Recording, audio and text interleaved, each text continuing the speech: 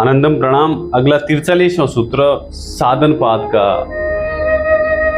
जो दूसरा अध्याय है पतंजलि योग दर्शन का, उसमें मुनि हमें बता रहे तप के बारे में। अष्टांग योग, राजयोग जो पतंजलि का है उनमें 8 अंग है। 8 का दूसरा अंग जो नियम है, उसके अंदर तीसरा जो नियम के बारे अंदर जो तीसरा है तप के बारे में बात कर रहे हैं मुनि। हमें पता है कि शरीर में अशुद्धियाँ हैं, मन में अशुद्धियाँ हैं। हमें पता है कि आसन करना चाहिए, प्राणायाम करना चाहिए, ध्यान करना चाहिए, कैवल्य प्राप्ति करनी है, मोक्ष प्राप्त करना है, लिबरेशन करना है। लेकिन ये कैसे होगा? ये तप से होगा। तप मतलब स्वयं को तपाना, मतलब उस लायक बनाना।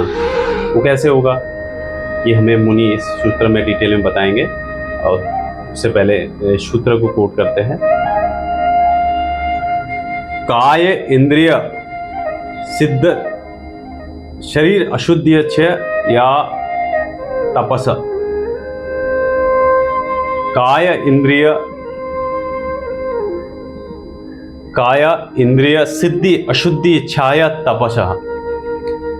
सीधा इसका मतलब, इसका अर्थ है तप के अनुष्ठान से, तपस्या से जो भी शरीर और इंद्रियों के जो अशुद्धियां हैं वो खत्म होती है और ये सामर्थ्य या सिद्धि प्राप्त होती है।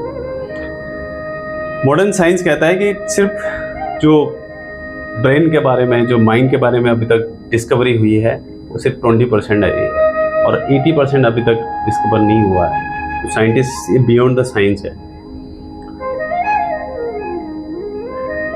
हमको सभी को उस मोक्ष की स्थिति पे पहुंचना है, लेकिन कैसे पहुंचेंगे? आसन करने के लिए आपको शरीर शुद्ध चाहिए, मन में संतोष चाहिए और तीसरा तपस्या चाहिए, बहुत अभ्यास चाहिए उसके लिए। कालिदास ने भी बोला है कि शरीर माध्यम खलु धर्म स्थान। मेरे शरीर में बीमारी है तो मैं बैठ नहीं सकता, मैं आसन नहीं लगा सकता।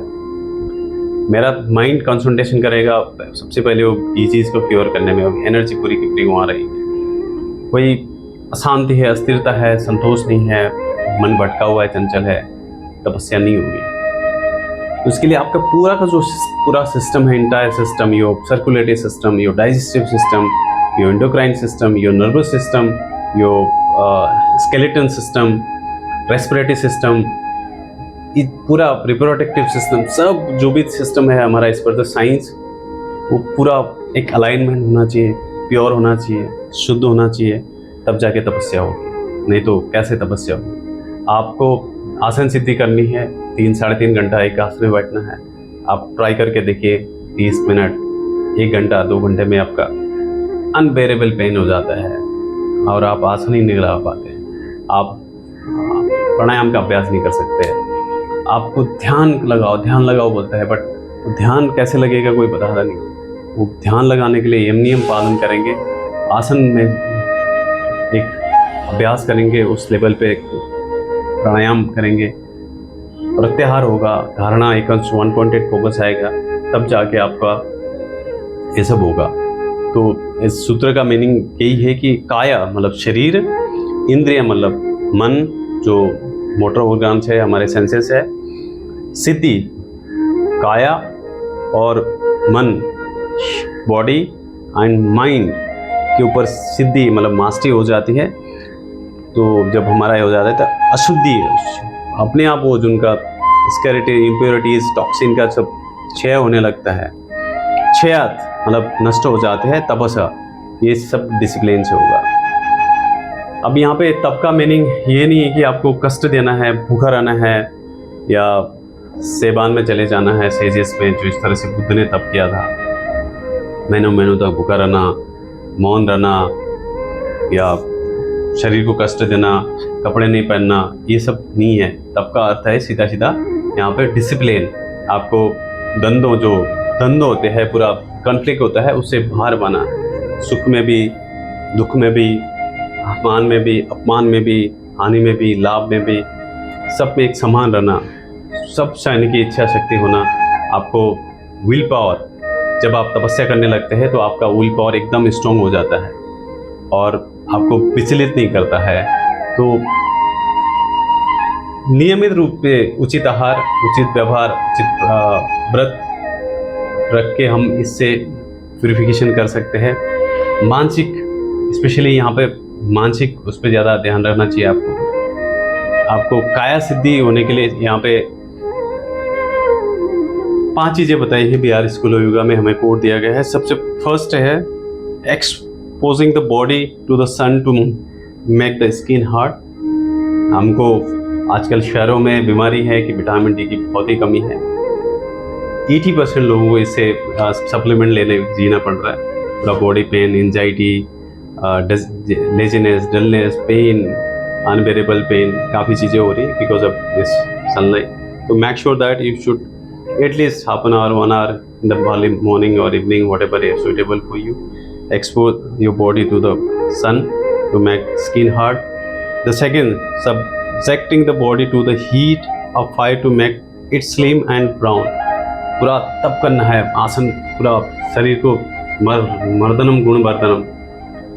The third one, doing pranayama to create heat in the body. Pranayama करना है ताकि शरीर में एक ऊर्जा का प्रवाह हो, धारा प्रवाह बनी रहे, नाड़ियों का शुद्धि हो, टॉक्सिन बाहर निकले, जो भी गंदगी हो निकले। The fourth, developing the fire of concentration on one point. ऐसा आग लगानी है तो एक जगह पे धारणा हो। The fifth one is the fire of fasting.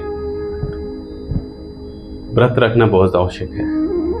व्रत किसी देवी देवताओं के लिए नहीं, किसी को खुश करने के लिए नहीं, स्वयं के स्वास्थ्य के लिए एक उपवास, मतलब जो अपना उस पर पास जाना, तो उपवास करना बहुत ज़रूरी है।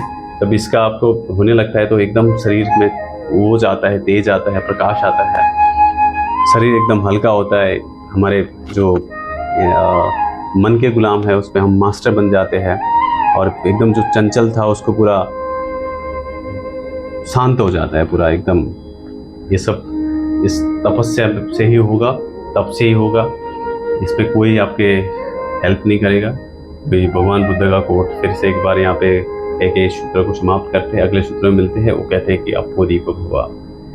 ये रास्ता ऐसा है, अपो दीप भवा, स्वयं चलना है, कोई मदद नहीं कर सकता है। यहाँ पे कुछ लोग मदद कर सकते हैं, बहुत एक्सटर्नल है, छोटे लेवल पे है, कोई शास्त्र हो सकता है, गुरु हो सकते हैं, संगत हो सकता है, उस रास्ते में थोड़ा हेल्प मिल जाए। लेकिन तपस्या आपको ही करनी है, तब आपको ही करना है, क्योंकि आपको मोक्ष आपको मिलने वाला है। दूसरे के भरोसे बढ़ के कुछ नहीं होना है। आनंदम प्रणाम। प्यार करते रहिए, आशीर्वाद देते रहिए, सीखते रहिए, सिखाते रहिए।